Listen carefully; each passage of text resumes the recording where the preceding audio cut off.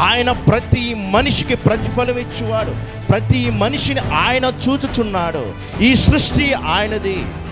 ప్రతి మనిషి హృదయం ఆయనకు తెలుసు.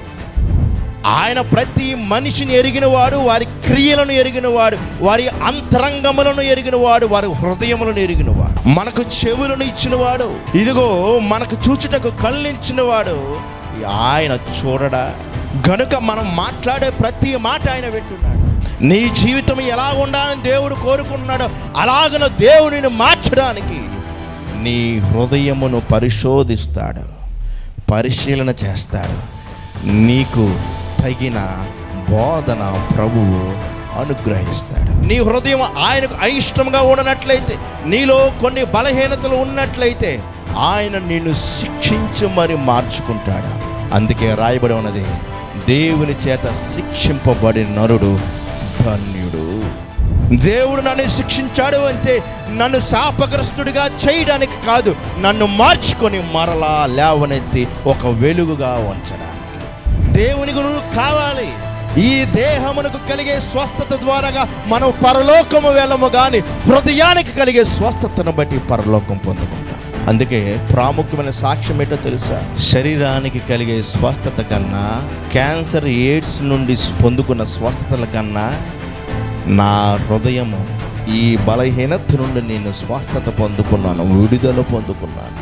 ఒకప్పుడు నా హృదయం ఇలాగనుండేది, ఇప్పుడు నా హృదయం ఇలా ఉన్నది. అయితే నువ్వు పరలోకం పొందుకుంటా. ఒకప్పుడు నాకు క్యాన్సర్ ఉండేది, ఇప్పుడు నాకు క్యాన్సర్ లేదు. దేవుడు నాకు స్వస్థత ఇచ్చాడు, అంత మాత్రాన నువ్వు పరలోకం పొందుకో. నీ హృదయము మార్పు పొందుకుంటే నువ్వు పరలోకమును పొందుకుంటావు. నీవు చూపిన ప్రేమకు ఏమివ్వగలను నా యేసయ్యా? నీవు చూపిన ప్రేమకు ఏమివ్వగలను నా యేసయ్యా? మరణము నుండి, చీకటి నుండి, కష్టము నుండి, వేదన నుండి విడిపించావు.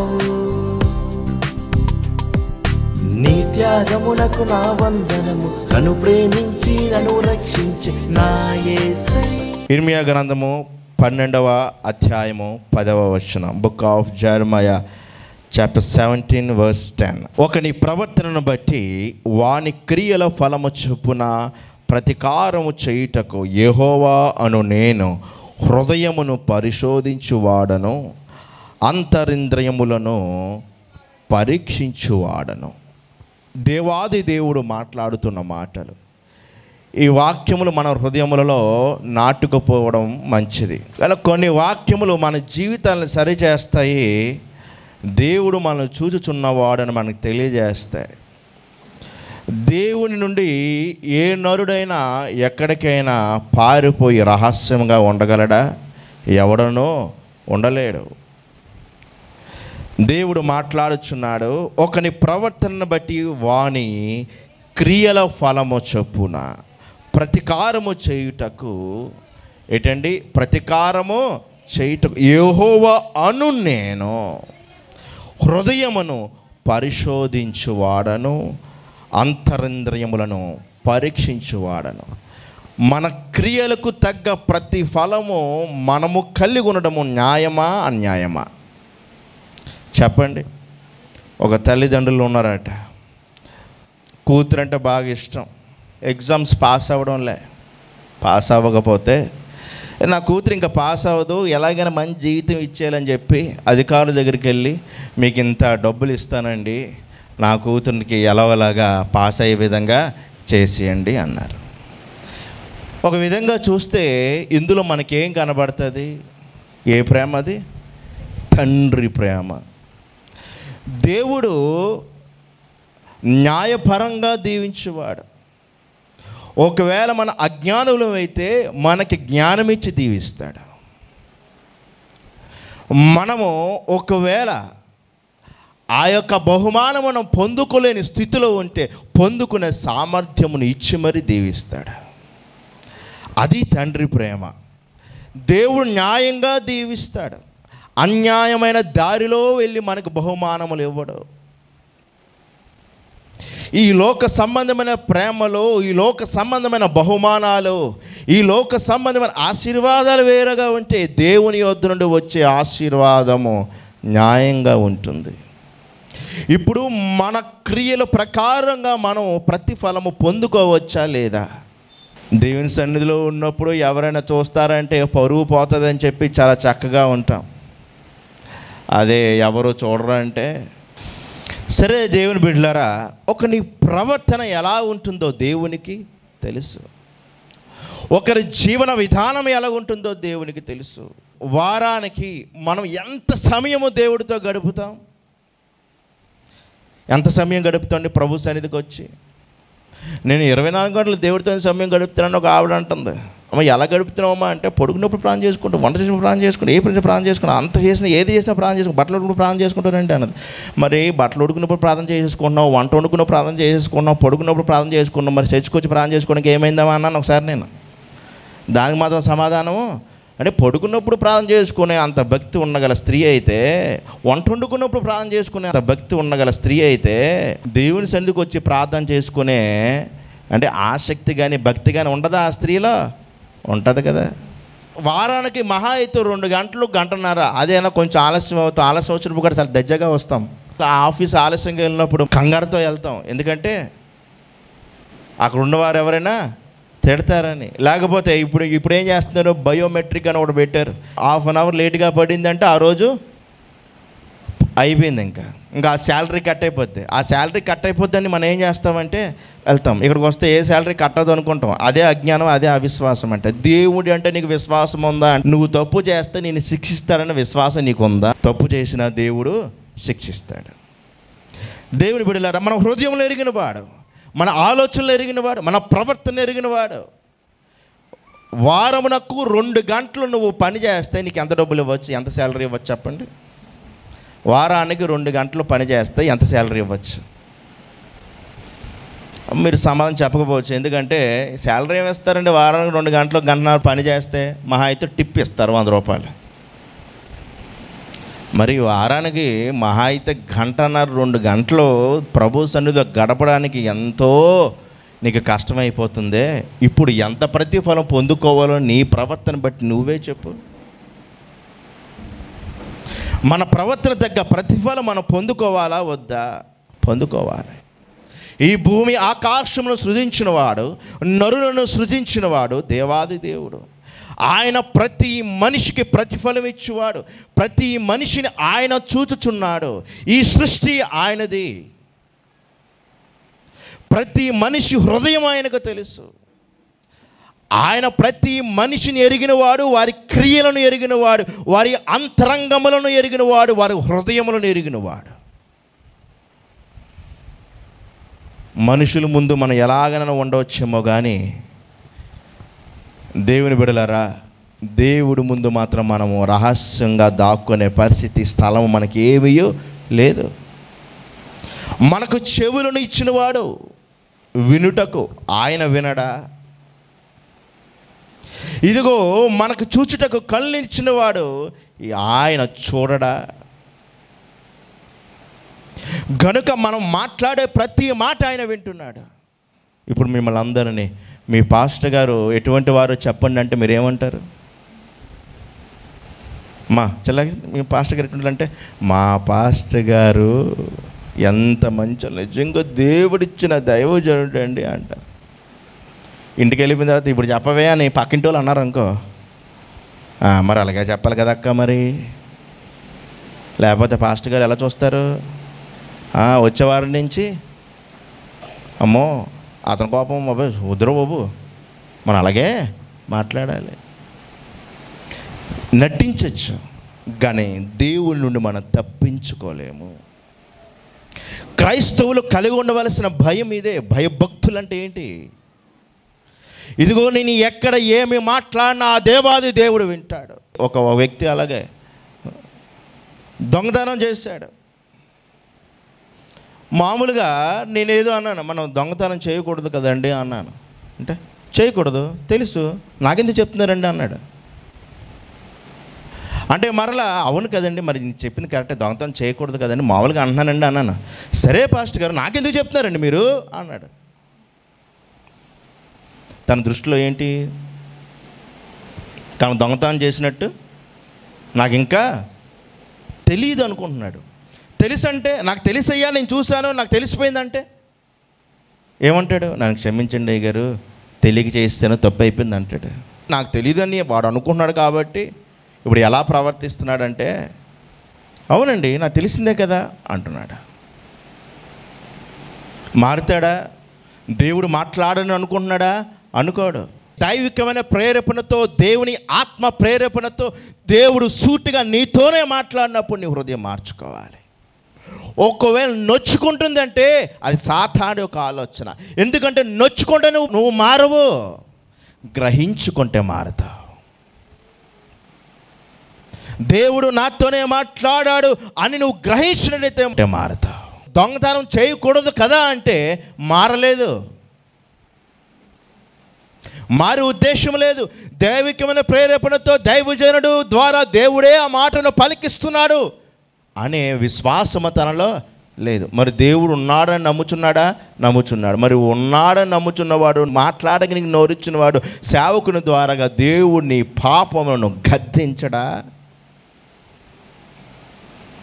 నీ జీవితం ఎలా ఉండాలని దేవుడు కోరుకుంటున్నాడో అలాగన దేవునిని మార్చడానికి నీ హృదయమును పరిశోధిస్తాడు, పరిశీలన చేస్తాడు. నీకు తగిన బోధన ప్రభువు అనుగ్రహిస్తాడు. నీ హృదయం ఆయనకు అయిష్టంగా ఉన్నట్లయితే, నీలో కొన్ని బలహీనతలు ఉన్నట్లయితే ఆయన నిన్ను శిక్షించి మరి మార్చుకుంటాడు. అందుకే రాయబడి ఉన్నది, దేవుని చేత శిక్షింపబడిన నరుడు ధన్యుడు. దేవుడు నన్ను శిక్షించాడు అంటే నన్ను శాపగ్రస్తుడిగా చేయడానికి కాదు, నన్ను మార్చుకొని మరలా లేవనెత్తి ఒక వెలుగుగా ఉంచడానికి. దేవునికి నువ్వు కావాలి. ఈ దేహమునకు కలిగే స్వస్థత ద్వారాగా మనం పరలోకము వెళ్ళము, కానీ హృదయానికి కలిగే స్వస్థతను బట్టి పరలోకం పొందుకుంటాం.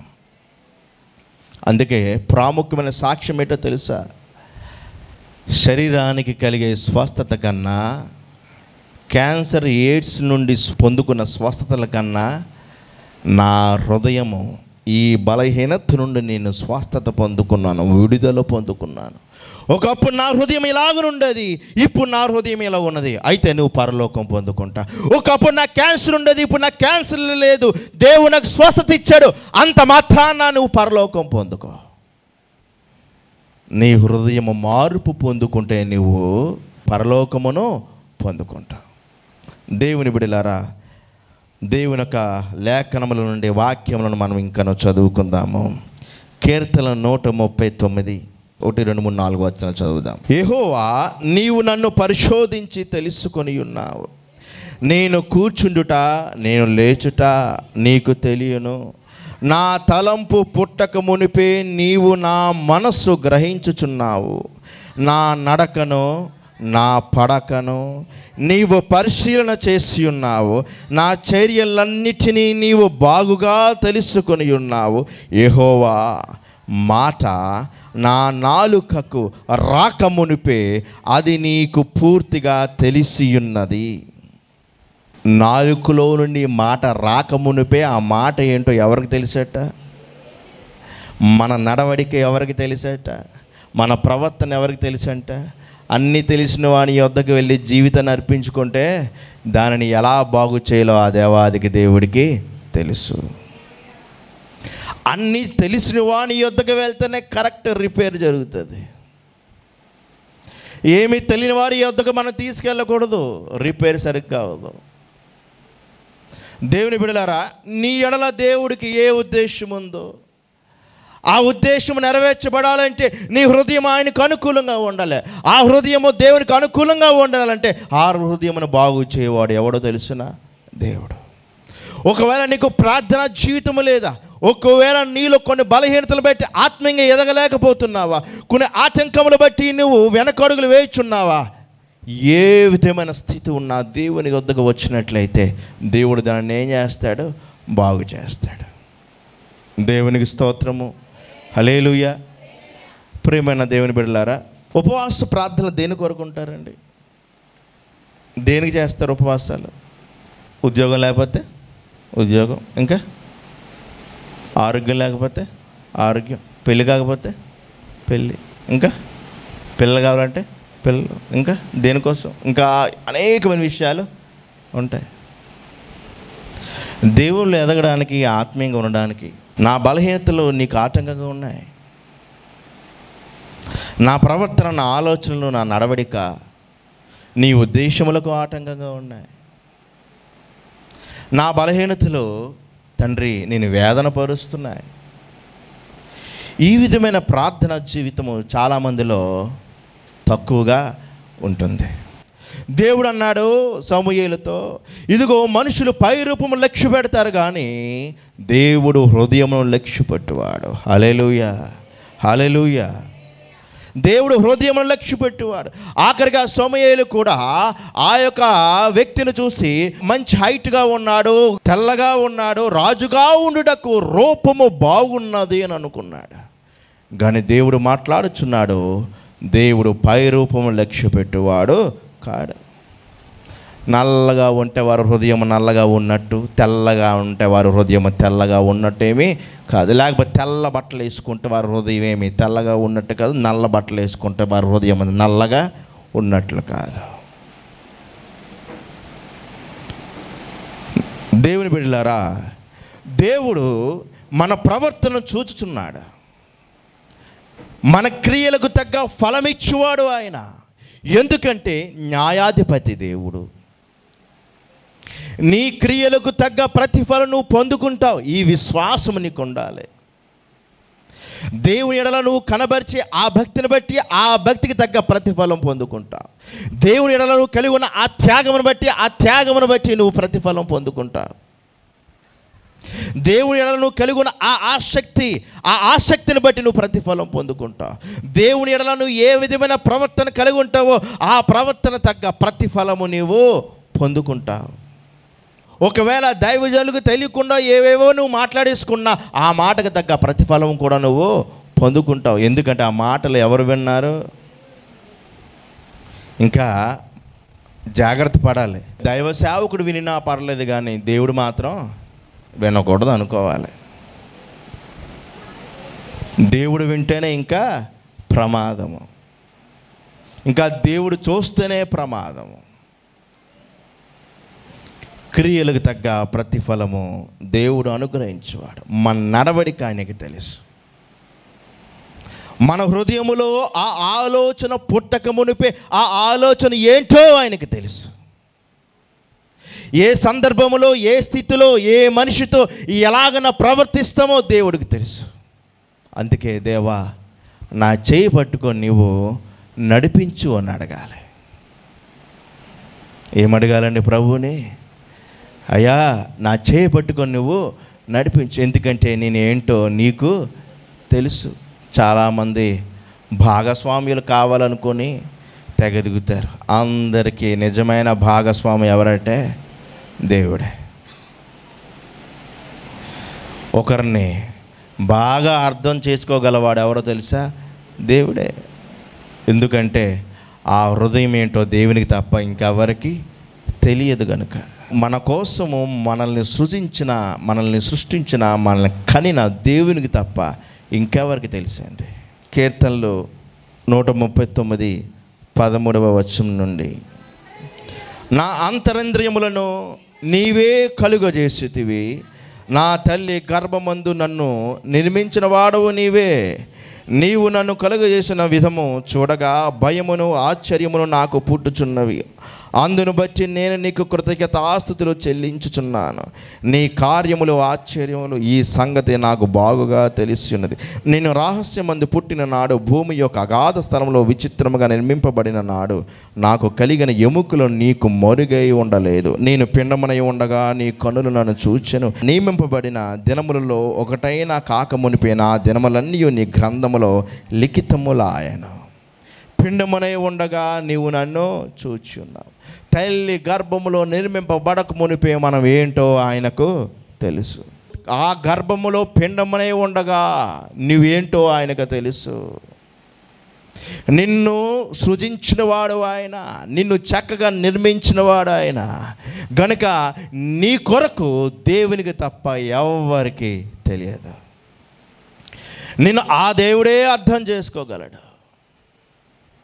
గనుక నిన్ను సృష్టించిన వాని యొద్దకు నువ్వు వెళ్ళి నీ జీవితాన్ని మార్చుకోవచ్చు.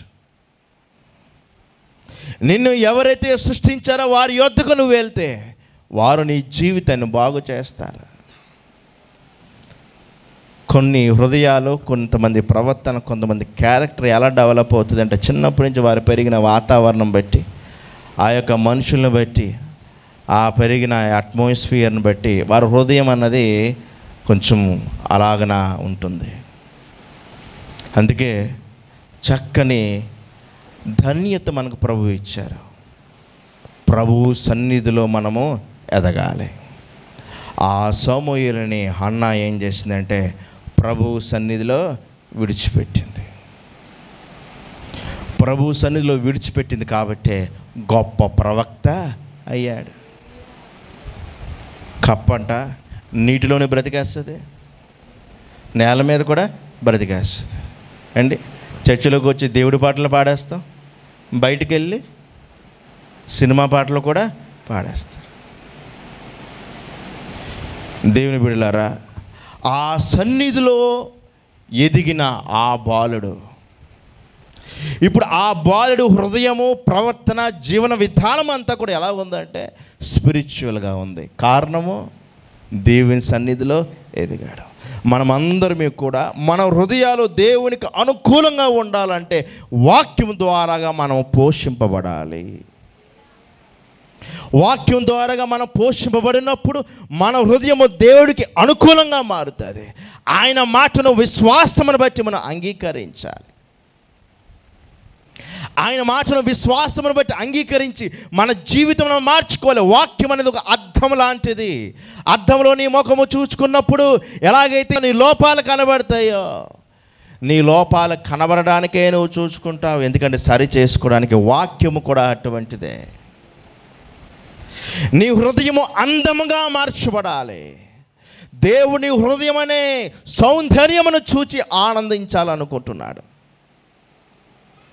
అందుకే ఆయన నీ దేహానికి అనుకూలమైన మాటలను మాట్లాడు.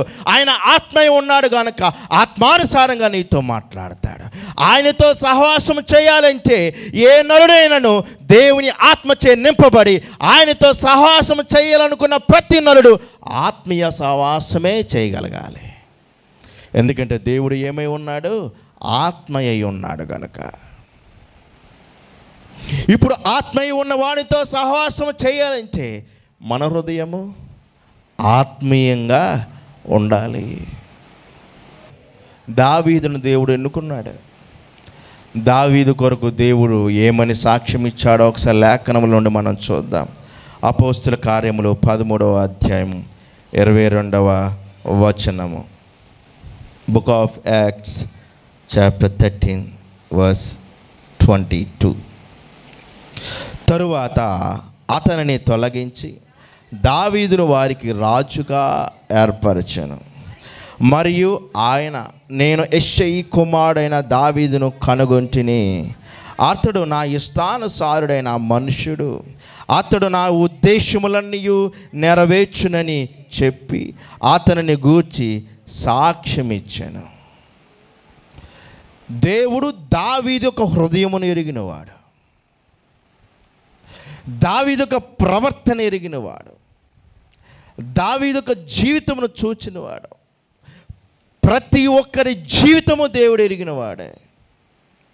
ఒక్కొక్కసారి ప్రార్థన అవసరతలు వస్తాయి.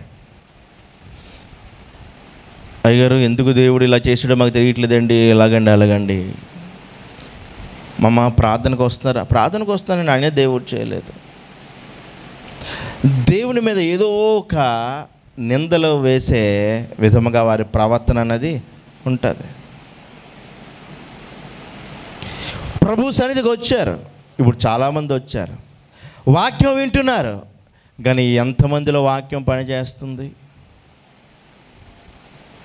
ఎంతమంది ఆత్మానుసారంగా వాక్యమును వింటున్నారు? ఎంతమంది ఆ వాక్యం బట్టి వారి హృదయాలను మార్చుకుంటున్నారు? ఎంతమంది ఆ వాక్యానుసారమైన జీవితాన్ని కలిగి ఉన్నారు? ఇలాగన ఒకసారి టెస్ట్ పెడితే దేవునికి ఎంతమంది దేవుని దృష్టిలో పాస్ అవుతారండి? ఎంతమంది దేవుని దృష్టిలో పాస్ అవుతారు? యేసు ప్రభువును అనేకమైన వందల మంది వెంబడించారు. 12 మంది శిష్యులే కాదు, కొన్ని వందల మంది ఆయనకి శిష్యులు ఉన్నారు, కానీ చివరికి మిగిలింది 11 మంది. అనేక మంది ఉండవచ్చు, అనేక మంది వాక్యం వినొచ్చు, గల ఆ వాక్యమును బద్దలపరుచుకుంటున్న వారు ఎవరు? వారమంతా ఆ వాక్యానుసారమైన జీవితాన్ని కలిగి ఉన్నవారు ఎవరు? దావీదు ప్రవర్తన దేవుడు చూచుచున్నాడు. ఏ తండ్రికి తన కనిన కొడుకుని, కుమారుని, కుమార్తెను అత్యధికంగా దీవించాలని ఉండదు? దేవునికి ఉండదా మనల్ని దీవించాలని? దేవునికి ఉండదా మనకు ఒక స్థానంలో మనం ఉంచాలని? ఆయన మన హృదయాలను చూచుచున్నాడు. దావీదు కొరకు దేవుడు మాట్లాడుచున్నాడు. నా ఇష్టానుసారుడైన మనుష్యుడు అంటే అతడు నా ఉద్దేశములన్నీ నెరవేర్చును. ఎవరు ఉద్దేశములు నెరవేర్చువాడు దావీదు అండి? దేవుని ఉద్దేశములు. దేవుని ఉద్దేశములు నెరవేర్చు నరుని దేవుడు కనుగొన్నాడు అంటే నిజంగా ఎటువంటి భక్తిపరుడు అండి! ఆయన ఉద్దేశములు నెరవేర్చడంలో ఆనందించే వ్యక్తిని దేవుడు కనుగొన్నాడు అంటే నిజంగా ఎవరు ఇంత గొప్ప భక్తి చేయుచున్నారు? దేవుడు నిన్ను చూచినప్పుడు ఆ విధమైన సాక్ష్యమును పలుకగలడా? దేవుడు కనిపించి నీకేం కావాలని అడిగాడు అనుకోండి, డీమార్ట్కి వెళ్ళేప్పుడు లిస్ట్ రాసుకుంటామే, ఆ లిస్ట్ అంతా ప్రభు ముందు పెట్టేసి నా పిల్లల్ని దీవించు, వాళ్ళ పిల్లల్ని దీవించు, వాళ్ళ పిల్లల్ని దీవించు, వాళ్ళ పిల్లల్ని దీవించు, నా పిల్లలకి ఇన్ని ఎకరాలు ఇచ్చి, వాళ్ళ పిల్లలకి ఇన్ని ఎకరాలు ఇచ్చి, వాళ్ళ పిల్లలకు ఉద్యోగం వచ్చి, వాళ్ళ పిల్లలకు ఉద్యోగం వచ్చి, నేను ఆరోగ్యంగా ఉండాలి, దీర్ఘాయుష్ నువ్వు, ఆరోగ్యం నువ్వు, ప్రభా నువ్వు నాకు చాలా ఇష్టము, మరి నాకు మంచి ఉద్యోగాలు ఇచ్చి, ఏవేవో మొత్తం లిస్ట్ అంతా రాసి ఇస్తాం. దేవుని బిడ్డలారా, ఒక మాట అంటాడు దేవుడు, మొట్టమొదటిగా నా నీతిని, నా రాజ్యములను వెతకండి, అవన్నీ మీకు కావాలని మీ పరలోకపు తండ్రికి తెలియను. హల్లెలూయా. నీ అవసరతలు ఏటో ఆయనకి తెలుసు, నీకు ఏమి కావాలో ఆయనకి తెలుసు, నిన్ను ఎలాగ లేవనెత్తాలో ఆయనకి తెలుసు, నీకు ఎలాగన తర్ఫీదు ఇవ్వాలో తెలుసు. నీవు ఒక బహుమానం పొందుకున్నటకు నాకు అజ్ఞానం ఉన్నది, నేను అంత సామర్థ్యం కలిగి లేనే, నేను పొందుకోలేనే అని నువ్వు అనుకోవచ్చేమో, కానీ దేవుడు నిన్ను పైకి లేవనెత్తగలడు. సమస్తము దేవునికి సాధ్యమే. మనుషులకు అసాధ్యమైన కార్యములు కూడా ఎవరికి సాధ్యం అంటే దేవునికి సాధ్యము. ఉన్నది లేనట్టుగా చేయగలడు, లేదు నీది ఉన్నట్టుగా చేయగలడు. ప్రేమైన దేవుని సంగమా, నా ఇష్టానుసారుడైన మనుష్యుడు నా ఉద్దేశములన్నీ నెరవేర్చువాడు. అందుకే దావీదు పొందుకున్న గొప్ప ఆశీర్వాదం ఏంటి తెలుసండి? నిత్యము నీ సింహాసనమును స్థిరపరుస్తాను. చప్పట్లు కూడా దేవుని నాన్న కనపరుస్తాను. నిత్యము నీ సింహాసనము స్థిరపరుస్తాను అన్నాడే. నీ గర్భం నుండి వచ్చిన నీ కుమారుడు ఒక్కడు ఆ సింహాసనం మీద కూర్చుండక మానడు. ఏంటి ఈ ఆశీర్వాదం? ఒకటే, దేవుని ఆలోచన నెరవేర్చే వ్యక్తి గనుక. నీవు దేవుని ఆలోచనలు, దేవునికి ఇష్టానుసారమైన జీవితమును, దేవుని ఆలోచన నెరవేర్చే ప్రవర్తన నువ్వు కలిగి ఉంటే దేవుని ఉన్నతమైన స్థితికి తీసుకెళ్తాడు. దేవుని ఒక స్థాయిలో ఉంచాలని ఆశపడుచున్నాడు. అపోస్తలుల కార్యములు 10వ అధ్యాయము 1, 2, 3 వచనాలు చదువుదాం. ఇటలీ పటాలం అనబడిన పటాలములో శతాధిపతి అయిన కొర్నేలని భక్తిపరుడు ఒకడు ఉండేను. ఆ భక్తిపరుడు ఒకడు కైసరయలో ఉండెను. అతడు తన ఇంటి వారందరితో కూడా దేవుని యందు భయభక్తులు గలవాడై ఉండి ప్రజలకు బహు ధర్మము చేయుచు ఎల్లప్పుడూ దేవునికి ప్రార్థన చేయువాడు. ఎటువంటి వ్యక్తి అంటే ఈ కొర్నేలి? దైవభక్తి గలవాడు. ఏం చేయుచున్నాడంట? తన ఇంటి వారందరితో కూడా దేవుని యందు భయభక్తులు గలవాడై ప్రజలకు బహు ధర్మము చేయొచ్చు ఎల్లప్పుడూ దేవునికి ప్రార్థన చేయువాడు. ఒకరి భక్తి అంగీకరించేవాడు ఎవరంటే దేవుడు. అందుకే భక్తి చేయవాడు కన్నా భక్తిని అంగీకరించేవాడే గొప్పవాడు. ప్రార్థించేవాడు కన్నా ఆ ప్రార్థన వినినవాడే గొప్పవాడు. 3 దినములు ఉపవాసం ఉండి ప్రార్థన చేసుకున్నాడు, ఆ ప్రార్థన వినలేదు. వచ్చాడు, మోకాలు వేసాడు, 1 నిమిషం ప్రార్థించాడు, దేవుడు ఆ ప్రార్థన విన్నాడు. ఇప్పుడు ఎవరి ప్రార్థన గొప్పది? దేవుడు ఎవరి ప్రార్థన వింటే వారి ప్రార్థనే గొప్పది. అందుకే ప్రార్థన వినువాడు గొప్పవాడు. సరే, తన ఇంటి వారందరితో కూడా దేవుని యందు భయభక్తులు గలవాడే. ఎవరు? ఈ కొర్నేలి అండి. గృహాలలో యజమానులు ఉంటారు. భార్య ఏమైనా చెప్పింది చేయలేదనుకోండి, లేక ఇంటికి వచ్చేసరికి అన్నీ సిద్ధంగా లేవనుకోండి, ఏమంటారు? నీకు మొగుడంటే భయం లేదు. ఓకే, ఇంకేమంటారమ్మా చెప్పండి. మొగుడంటే నీకు లెక్క లేదు, భయం లేదు, ఎన్నో అంటారు.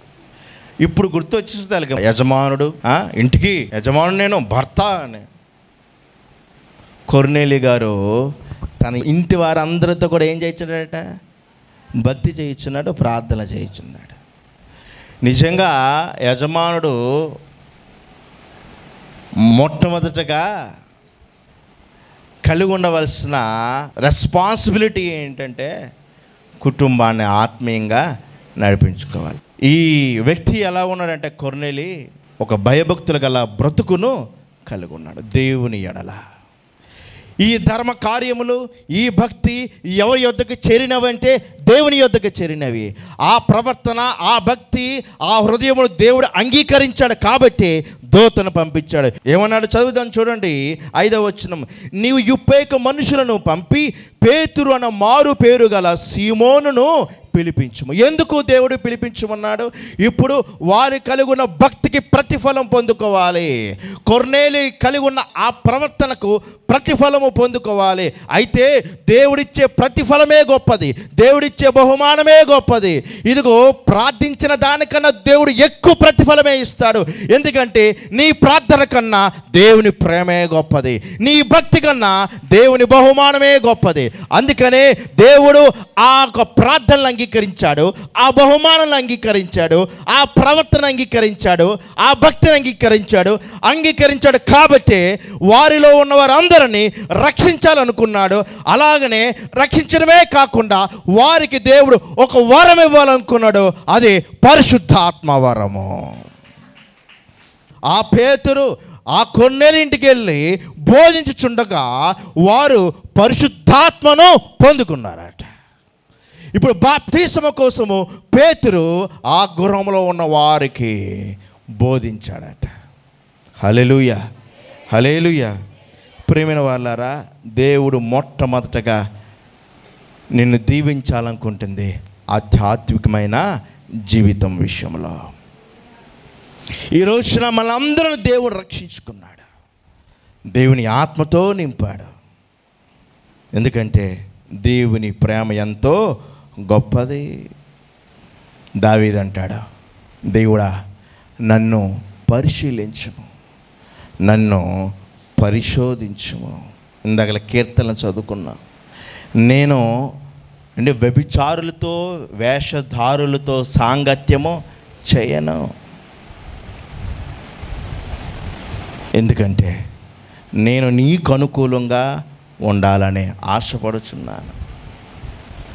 దేవుని బిడ్డలారా, దేవుడు అబ్రాహామును పిలిచాడు. ఏమన్నాడు అబ్రాహాముతో?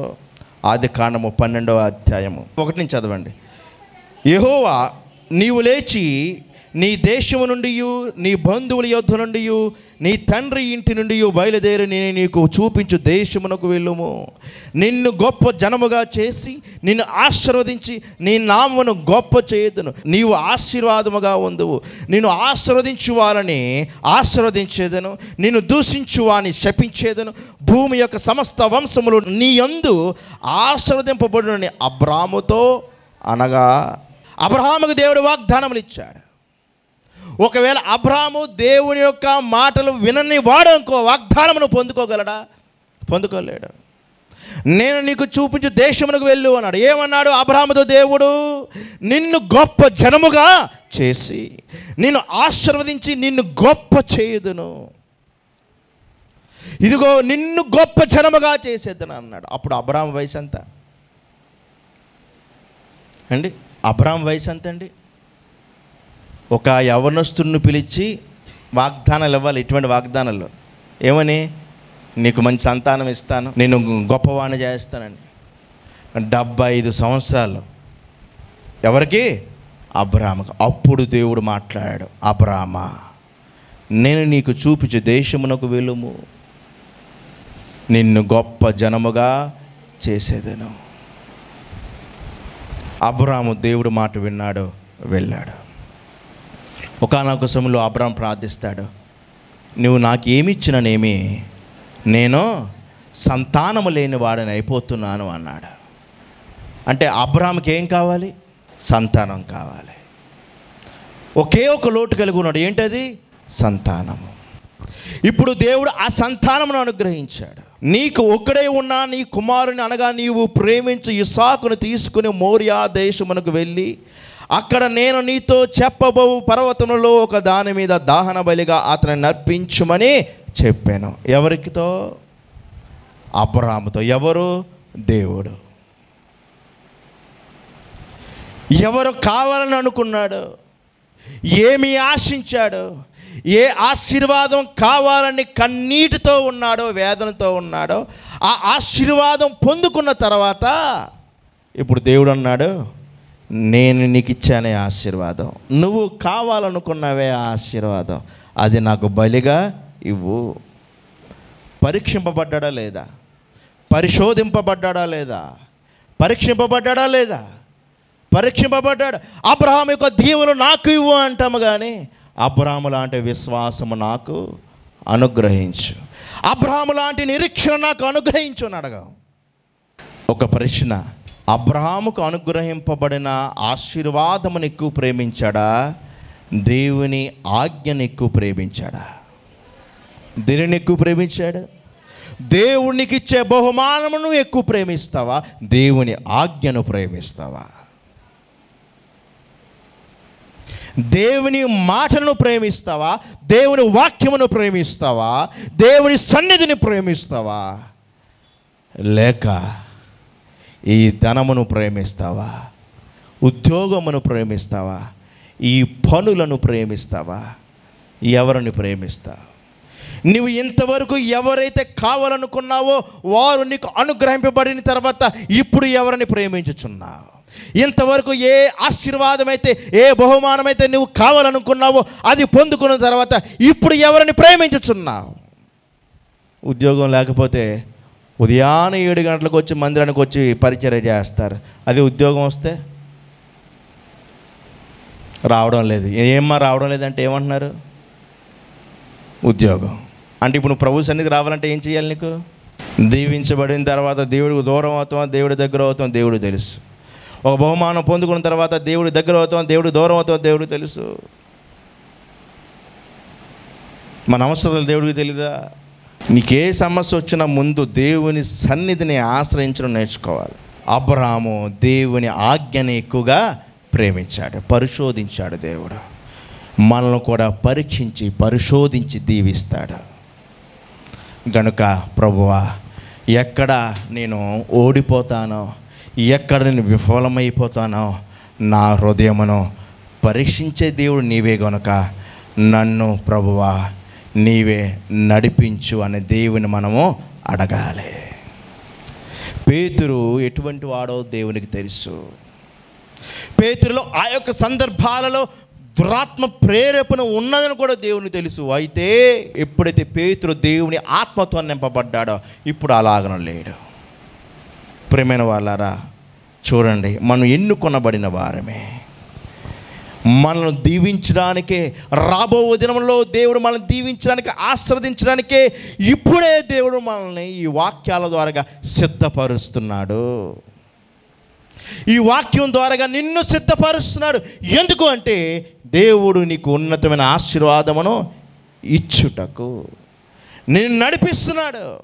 రాబో దినములలో నీవు ఎలా ఉండాలో దేవుడు ఉద్దేశాన్ని కలిగి ఉన్నాడు కనుక మనము ఇప్పటి నుండే ఆయన వాక్యమును అనుసరించే వారంగా మనము ఉండాలి. దేవుని వాగ్దానములు ఆలస్యం కాదు. దేవుడు మాట ఇచ్చాడంటే ఆ మాటను దేవుడు నెరవేరుస్తాడు. భూమి ఆకాశములు గతించిన దేవుని మాటలు గతించు. నాకు దేవుడు ఎప్పుడో వాగ్దానం చేశాడంటే ఇప్పటికీ పొందుకోలేకపోయానండి, కాదు. అది ఆలస్యం కాదు, తగిన సమయంలో దేవుడు నీకు ఇస్తాడు. ఇప్పుడు చెప్పండి, దేవుడు అబ్రహాముకు సారాయికి తగిన సమయంలో వాగ్దాన పుత్రుని ఇచ్చాడా లేకపోతే ఆలస్యంగా ఇచ్చాడా? బాగానే చెప్పారు ఆన్సర్లు. మనకు ఆన్సర్లు తెలుసు కాబట్టి. మరి నీకు కూడా అలాగే ఇస్తానంటే, నీకు కూడా అలాగే ఇస్తానంటే అంటే అబ్రహాముకి ఏ వయసు అప్పుడు? 100 సంవత్సరాలు. సారాయికి మరి నీకు కూడా అలాగే ఇస్తానంటే, అమ్మో, ముందే చెప్పాలి కదండి, తర్వాత ఈ ప్రశ్న ఉంటుందని. దేవుడు ఇప్పుడు ఇవ్వాలనుకుంటే అప్పుడే ఇవ్వనివ్వండి. హల్లెలూయా. అయితే ప్రభువా, ఒకవేళ నీవు ఇచ్చే సమయానికి నేను పొందుకోలేని స్థితిలో ఉంటానేమో, ఒకవేళ నువ్వు నిర్ణయించిన సమయాన్ని నేను ఆలస్యముగా ఎంచుతున్నానేమో, నాలో నా విశ్వాసమును తీసు. నువ్వు ఎవరిని మెప్పించడానికి భూమి మీద బ్రతుకుతున్నావు? ఎవరో అన్నారట, నీకు ఉద్యోగం ఇంకా రాలేదని చెప్పి బడబడ నేర్చేటట్టు, అంతే కదండి. కొంతమందిని వారి హృదయం గాయపరచబడినా స్ట్రాంగ్గానే ఉంటారు. ఎవరైనా వెళ్ళి భుజమే చేసి బాధపడకరా అంటే అప్పుడు వచ్చేత కన్నీళ్ళలాగా. ఒక్కొక్కసారి అంతే. దేవుడు మన జీవితంలో ఎప్పుడు ఆ కార్యము చేయాలనుకుంటున్నాడో ఆయనను ఒకవేళ ఆలస్యం అయితే ఎవరి వలనో తెలిసినా, ఎవరి వలన ఆలస్యం అయితే చెప్పండి. ఇప్పుడు ఇది కరెక్ట్ ఆన్సరే, చెప్పండి. ఒకవేళ ఆలస్యం అయితే మన వల్ల, దేవుని వలన అయితే కాదు. ఎందుకంటే అబద్ధమాడుటకు ఆయన నరుడు కాదు. చప్పట్లు కూడా దేవుని ఆయన కనపరుస్తాం. పశ్చాత్తాపపడుటకు నరుడు కాదు ఆయన. ఆయన దేవాది దేవుడు, ఆశ్చర్యకరుడు, ఆలోచనకర్త, సర్వ ఆశీర్వాదములకు కారణభూతుడు. నీ పిల్లలను ఎలా పోషించాలో నీకు తెలీదు, దేవుని అడుగు. నీవు నాకు ఇచ్చిన ఈ పిల్లలను ఎలాగ పోషించాలో నాకు జ్ఞానం ఇవ్వు ప్రభువుని అడుగు. దేవుడు జ్ఞానం ఇస్తాడు. నీ పిల్లలను ఆత్మీయ జ్ఞానంతో పోషించే ధన్యత ఇస్తాడు. ఇప్పుడు పిల్లల జీవితాల ప్రయోజకులు అవుతారు. ఇప్పుడు వారి జీవితాలు ఆశీర్వాదకరంగా ఉంటాయి. ఇప్పుడు వారు ప్రయోజకులు అవుతారు. అదే మన జ్ఞానం మీద ఆధారపడ్డామనుకోండి, కొన్ని మన బుద్ధులు వచ్చేస్తాయి. ఎవరి బుద్ధులు రావాలి? దేవుని యొక్క స్వభావం వారికి రావాలి. దేవుని బిడ్డలారా, యోసేపు యొక్క జీవితము నాశనం చేయాలనుకున్న సహోదరులు, యోసేపు యొక్క సహోదరులు యోసేపుని ఒక గుంటలో వేసి అతన్ని చంపాలని చూశారు. తర్వాత గుంటలో వేశారు. తర్వాతన బానిసగా అమ్మి వేశారు. దేవుడు మన దగ్గర ఉన్న ధనమును బట్టి మనల్ని ఆశీర్వదిస్తాడా? మనకున్న కుటుంబ బలమును బట్టి ఆశీర్వదిస్తాడా? కాదు. మనము దేవుని ఎడల కలిగి ఉన్న భయభక్తులు గల బ్రతుకులు బట్టి దేవుడు మనలను ఆశీర్వదిస్తాడు. ఇదిగో పోతిఫర్ దగ్గరికి వెళ్ళాడు, పనివాడిగా చేరాడు, అక్కడ ఒక అధికారి అయ్యాడు. దేవుని ఎడల విధేయత కలిగి బ్రతుకుతున్నాడు.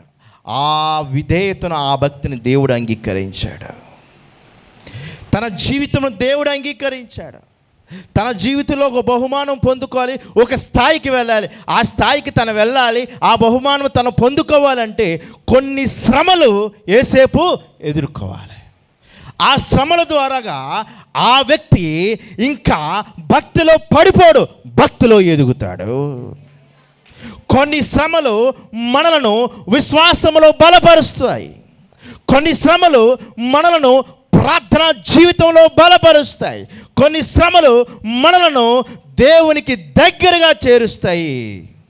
మన హృదయం ఏంటో దేవునికి తెలుసు. అందుకే ప్రభువా నేనేంటో కంప్లీట్గా నీకు తెలుసు కనుక నా జీవితం నువ్వే నడిపించు అని అడిగితే దేవుడు నడిపిస్తాడు. ఆ కష్టాలు మనల్ని నాశనం చేయలేదు. గుంటలో వేశారు, నాశనం అయిపోయాడా. అమ్మేశారు, ఒక బానిసగా నాశనం అయిపోయాడా. చెరసాల్లో పెట్టారు, ఒక అధికారి పోతిఫర్ నాశనం అయిపోయాడా. లేదు, ఎందుకంటే దేవుని దృష్టికి నిర్దోషి గనుక. దానియేలు అంటాడు, రాజా నా దేవుని దృష్టికి నేను నిర్దోషిని గనుక తన దూతలను నంపించి ఇదిగో ఈ సింహపు నోళ్లను మూసివేశాడు. ఎందుకంటే నా దేవుని దృష్టికి నేను నిర్దోషిని. నీవు దేవుని దృష్టికి నిర్దోషిగా ఉండాలి. మనుషుల ముందు నీ భక్తిని కనబరచడము, ప్రదర్శించడము కాదు. దేవుడిని ముందు నీ భక్తి పరిశుద్ధంగా, పవిత్రంగా, యథార్థంగా ఉండాలి. అప్పుడు దేవునిని అంగీకరించి దీవిస్తాడు. ఆయన దేవునిని ఎందుకు దీవిస్తాడో తెలుసునా? ఆయన ఆత్మీయ ఉన్నాడు. నీవు పొందుకున్న ఆశీర్వాదం దీవుని బట్టి దేవుని నామం ఘనపరచబడాలి. అలాగనే కొన్ని రెస్పాన్సిబిలిటీస్ అనగా స్పిరిచువల్ రెస్పాన్సిబిలిటీస్ నీకు ఉన్నాయి. అది నువ్వు సక్రమంగా నువ్వు ఫుల్ఫిల్ చేయాలంటే దేవుణ్ణి కొన్ని విషయాల్లో లేవనెత్తాలి, బలపరచాలి. అందుకే దేవుని లేవనెత్తబోతున్నాడు. అందుకే దేవునిని ఆశీర్వదించబోతున్నాడు. హల్లెలూయా, హల్లెలూయా. ఎందుకు ఈ మాట అన్నానంటే, ఉద్యోగం రాగానే ముందు ఏం చేస్తున్నారంటే ఫస్ట్ చిన్నప్పటి నుంచి ఉన్న కోరికలన్నీ తీర్చేసుకుంటున్నారు. ఏం చేయాలంటే ముందు దేవుని పరిచర్య చేయాలి. నీ శరీరానికి కలిగిన కోరికలు నెరవేర్చుకోవడానికే కాదు, దేవుడి పని చేయడానికి కూడా దేవుడిని దీవించిన సంగతి మర్చిపోవద్దు. అధికారి అయ్యాడు కానీ ప్రతీకారము తీర్చుకోలేదు. అందుకే అన్నాడు యోసేపు, ప్రతీకారము తీర్చుకున్నటకు నేను దేవుని స్థానములో లేను. దేవుని బిడ్డలారా, మన హృదయమును ఎరిగినవాడు, మన ప్రవర్తన ఎరిగినవాడు, మన హృదయములో ఏ సమయంలో ఏ ఆలోచన వస్తుందో, ఏ వ్యక్తితో ఎలా మాట్లాడతామో సమస్తము మన కొరకు తెలిసినవాడు దేవుడు. గనుక ఆ దేవునికే మన జీవితం అర్పిస్తే మన జీవితంలో దేవుడు బాగు చేస్తాడు, మనల్ని పరీక్షిస్తాడు. ఆ పరీక్షలో మనకి ప్రతిఫలము ఇచ్చేవాడు ఆయనే. ఆ పరీక్షలో మనం గెలవాలి. ఆ ధన్యత మనం అందరమే పొందుకోవాలి. అయ్యా నా హృదయమును పరిశోధించు, పరిశీలించు. నీకు అయిష్టమైనది ఏమైనా ఉన్నట్లయితే దాన్ని నీవు తీసివేయని అడుగుదాం. దేవుడి మాటలు దీవించును గాక. ఆమేన్.